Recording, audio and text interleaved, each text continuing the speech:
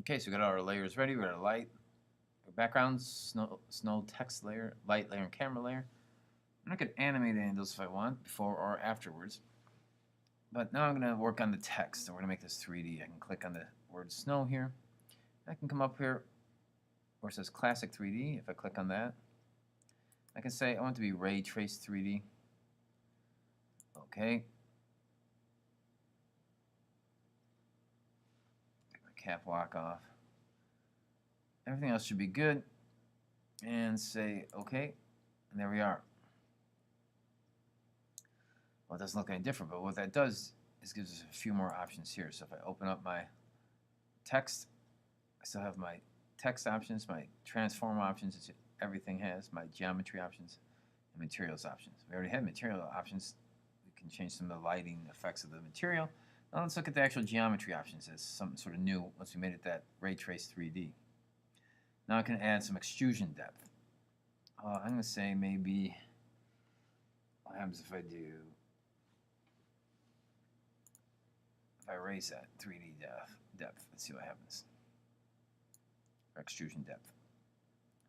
Okay, well, it can't really see anything. It's extruding, but you can't really tell because we actually have to rotate that text a little so we can see the side. So let's go through the transform and the Y rotation. I can rotate it this way just a little bit. Negative Y rotation. The 3D is going to take a second to catch up for the screen, for the image to catch up.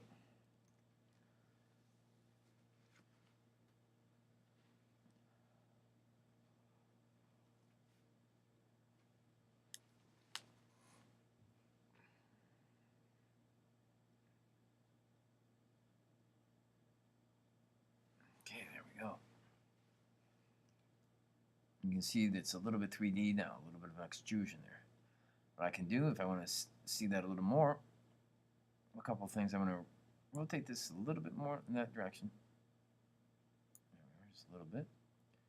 And still under my text, my snow text, I can increase that extrusion even more.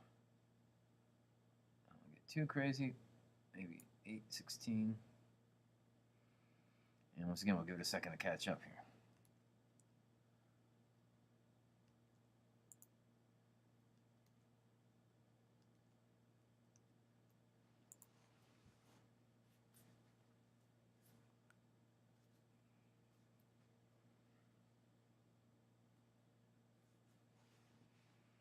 So I got some depth. I can also add a bevel. Right now there's no bevel on there. I could say angular, concave, convex, anything. I'm just going to say angular for now. It should be pretty good if it catches up, or when it catches up. It's going to under geometry options. You can also change the bevel hole depth, how far of a perception in the, like the letters O that have an opening.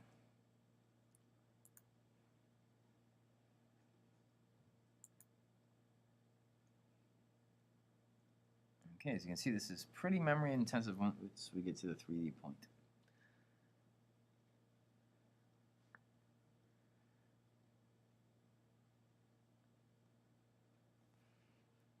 All right. So the text, we can make geometry options, give it a bit of a 3D effect, or even a large 3D effect. Here I'll have to 18 or more. Once again, we affect the materials. It gives it sort of a lighting effect. Make sure our cast shadows are on. Now let's do a basic transformation of this. I'm just going to do like a 2-second animation. I'm just going to flip it around. Let's do 1 second actually. I'll just flip that text around. And then flip it all the way around once in 3D space. I'm going back to my frame 1. And this is how we're going to rotate it around like this, this way. Even though it's not rendered quite yet, I'm going to rotate it that way. And first thing I'm going to do is activate my Y space, my Y rotation.